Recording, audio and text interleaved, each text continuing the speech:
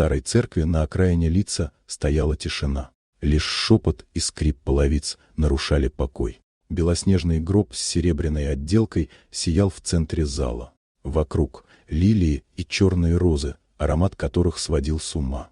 Люди в трауре избегали встречаться взглядами. У гроба стоял муж покойный, Эдвард Хёйл. Лицо бледное, руки сцеплены, голос ровный.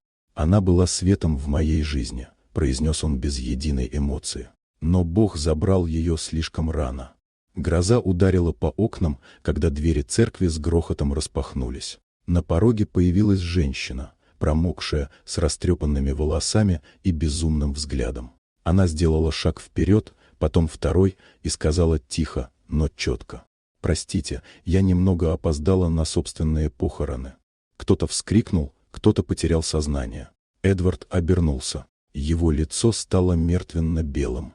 «Это невозможно», — прошептал он. «Я сам тебя опознал».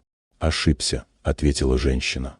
«Или слишком торопился поверить, что я мертва». Звали ее Марта Хёйл. Она рассказала, как очнулась в темноте подвала, связанная, избитая. Как слышала женский смех и поняла, муж хотел избавиться от нее ради другой. Эдвард отступил. Из дальнего прохода вышла молодая женщина в дорогом платье, его любовница, Грейс. «Что здесь происходит?» — выкрикнула она. Марта повернулась к ней. «Ты его новая королева? Тогда позволь угадать, ты уже выбрала платье вдовы». В зале стало холодно. Грейс шагнула вперед, но замерла, когда Марта достала из плаща сложенный лист бумаги. «Это твое письмо, Эдвард. Ты писал ей, как все закончится. Даты, препараты, подпись — все здесь». Он попытался возразить, но слова захлебнулись в горле. Марта подошла ближе. «Ты не смог даже убить правильно. Дал слишком маленькую дозу. Я выжила. И теперь вернулась не за местью, а за правдой». За окнами выла сирена. Полиция ворвалась в церковь, расталкивая людей. Один из офицеров подошел к ней. «Ваши документы». Марта достала старый, потрепанный паспорт. Настоящий. С фото, с подписью. «Вот, я та, кого вы похоронили». Эдвард рухнул на скамью. Его любовница дрожала, бормоча, что ничего не знала. «Знала», — сказала Марта. «Может, не все, но достаточно, чтобы стать соучастницей».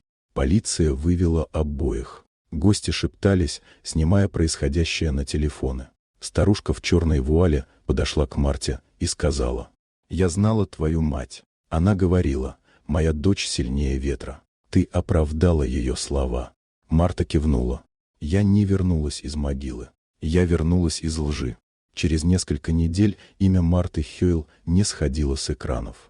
Женщина, похороненная заживо, появилась на собственных похоронах, кричали заголовки. Суд признал Эдварда виновным в покушении на убийство и фальсификации смерти. Его любовница получила срок за соучастие. А Марта написала книгу «Громче, чем смерть». В ней она рассказала не о боли, а о выборе. Иногда тебя хоронят не в земле, а в молчании. Но если у тебя осталась хоть искра, ты выберешься. Даже из подвала, даже из гроба, даже из предательства. Она больше не пряталась. Купила дом у моря, завела пса и садила розы. Люди называли ее чудом, легендой. А она просто говорила: «Меня не воскресили. Я просто перестала быть мертвой, пока была еще жива».